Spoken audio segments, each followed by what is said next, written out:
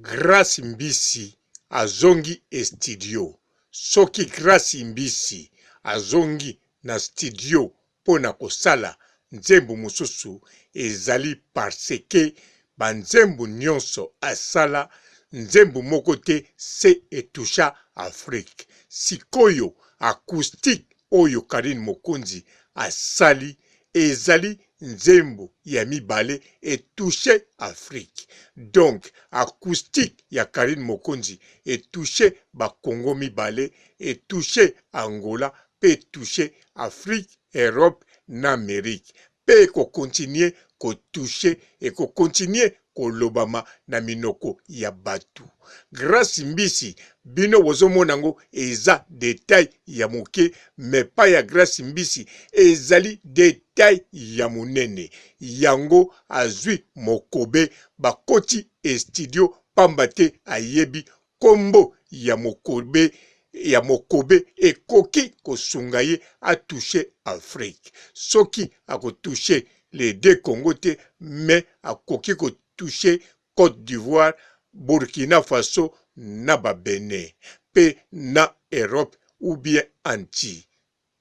Mbote ba papa, ba mama, ba ndeko. Mbote ba rando na ba randonnette. Mbote batoyo balingaka rando na ba oyo balingaka rando te. Mbote ba jeune garçon na ba jeune fille. Mbote bana mike na ba bébé.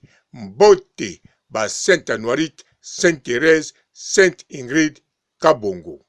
Bandeko foko yebake Grace Mbisi banda abimisa ankoro. Tangu Grace Mbisi abimisaki ankoro, Grace Mbisi abaza mingi na kolanda teke soki ekokotire combien de views na internet. Grace Mbisi abaza ekosala succès nini na baboîte, ekosala succès nini na matoi ya bato. Grace Mbisi abaza na bawana. Donc elingi koloba Grace Mbisi YouTube esala ba vue te, ye alingaka ayoka nzembo yazosala ezobeta quelque part. Sikoyo lokola ankoro ebeta quelque part, asepela mwa muke ata ebeta makasi te mebeta. Simanango ya Karine Mokonzi oyo ya DJ Arafat tangu na 2 jours wana eningisaki. En tout cas Grace Mbisi alelaki, voire même na kanisa asubaki na bilamba. Mais gloire à Dieu pona Grace Mbisi, mawa pona batu nyonso oyo basepelaki dango, nanga pe na sepelaki na miziki wana. En tout cas ezalaki mawa pona biso na ndenge bablokaki yango kaka na mikolo wana.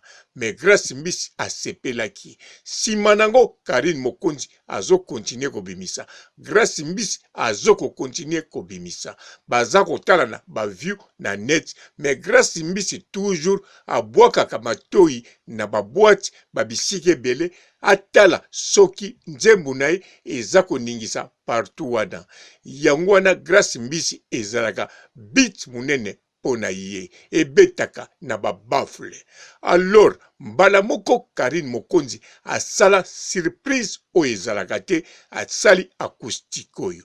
Acoustique oyo yango moko eza kosala promotion nango, yango moko eza kolobisa na binemi, yango moko ezokota na babar pe na bandako ya bato. Alors Grace Mbisi ayebike eloko yalingaka yango wana esalami na acoustique ya Karine Mokonzi. En tout cas Grace Mbisi azalaki abati, parce que Grace Mbisi nzembo Karine Mokonzi abetaki na claque. En tout cas Grace Mbisi amonaki yango pamba, amonaki yango rien du tout, amonaki yango eza jemoko ya pamba ekobima l'échec par rapport ya oyo bango bakosala na dondi. Place wana ayebaki ke akomene pe ezokende pe ndenge akanisaki, mais ayebaki teke surprise ya Karine Mokonzi ekobima ya acoustique. Alors tango ebimi amonaki yango déjà somo, tango pe komo beta partout eza kosali somo, ti lelo azakaka kobanga yango. Surtout amoni lisusu basali Congo Acoustic Award 2020 batu nyonso bazo compare kaka ye na Fere, Karine Mokonzi na Fere. En tout cas, Grace Mbisi aza kokamwa ba musicien babanda kala bango tu ba acoustic na bango. Karine Mokonzi atiki bango musika. Azo kamwa te po nzembo bango eza ndenge nini. Azo kamwa parce que Karine Mokonzi abeti yango penza kitoko koleka ba musicien wana. Donc Grace Mbisi aza penza sirke Karine Mokonzi azo mona pe ndengi biso tozo mona. Karine Mokonzi abeti asali œuvre moko ya musika koleka pe Fere. Alors en tout cas Grace Mbisi yango amoni akokosala susu eloko mosusu te fokaka yepe aluka abetisa babafle ya Congo, abetisa na ba télévision ya Congo to ya Côte d'Ivoire. Yango bomoni Grace Mbisi ake kozwa mokobe na kanisa bino moko boyebi mokobe abetisaka bamboka ebele ya Afrique tina ba Madagascar, abetisaka bamboka ebele ya banti tina ba Guyane pe okiti na ba Réunion, abetisaka pe na ba Amérique pe na ba Jamaïque ba Canada.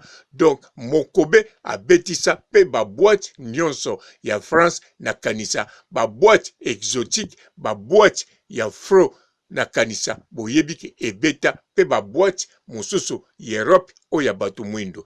Alors Karine sikoyo Grace Mbisi yango asotaki première aboyaki kopesa info ke azokende luka mokobe. Sikoyo nde na Facebook na akomi ke kalate di lourd avec mokobe parce que si bauti studio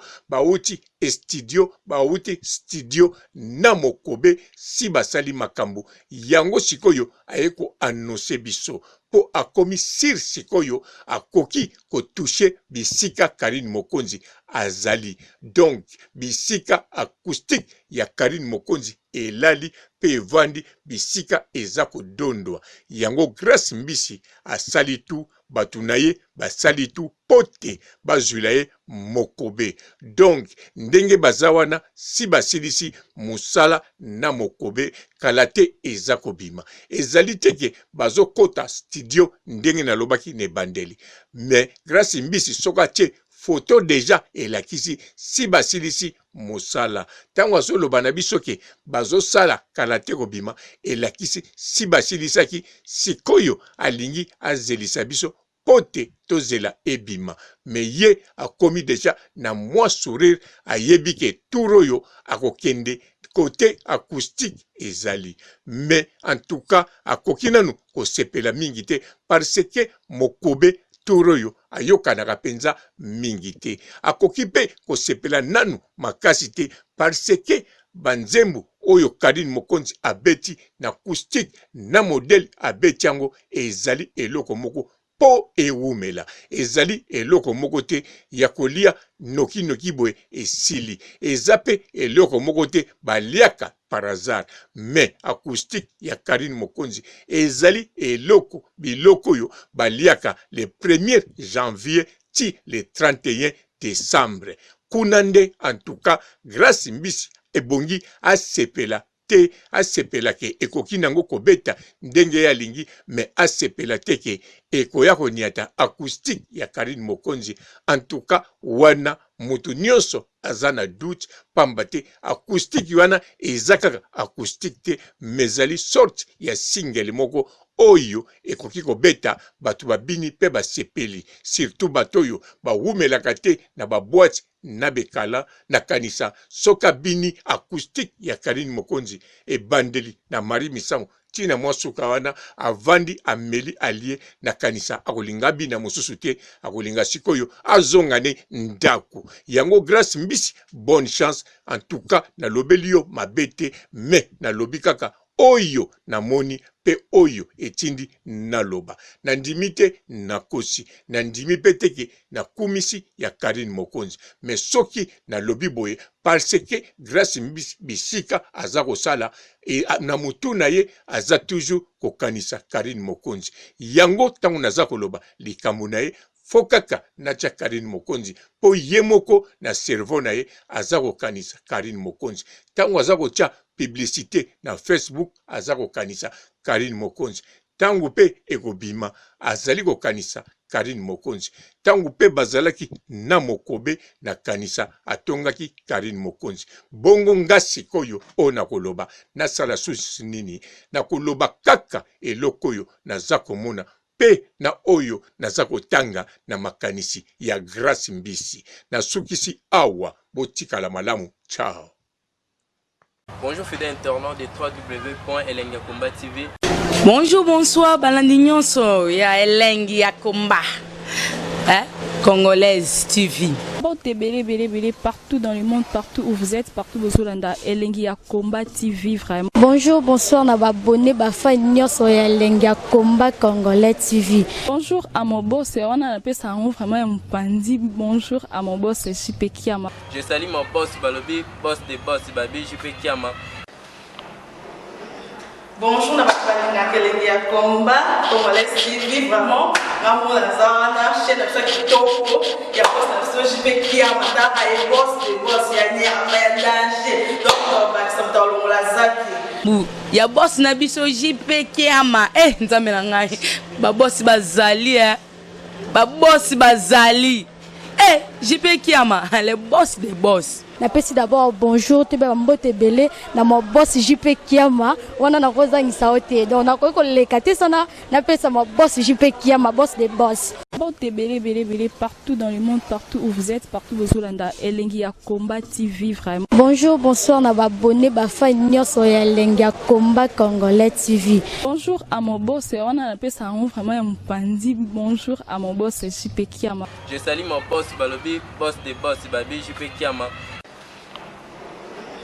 Bonjour, na Elengi ya Komba Congolais TV vraiment. Ngamo na zana chaîne de kitoko ya boss na JP Kiama ta ay boss des boss ya ni ya danger. Donc ba samtalo la zaki. Ya boss na biso JP Kiama nzambe na ngai ba boss bazali ba boss bazali JP Kiama le boss des boss. Napesi d'abord bonjour te ba mbote belé na mo boss JP Kiama wana na kozangisa ote donc na ko lekate sana napesa mo boss JP Kiama boss des boss.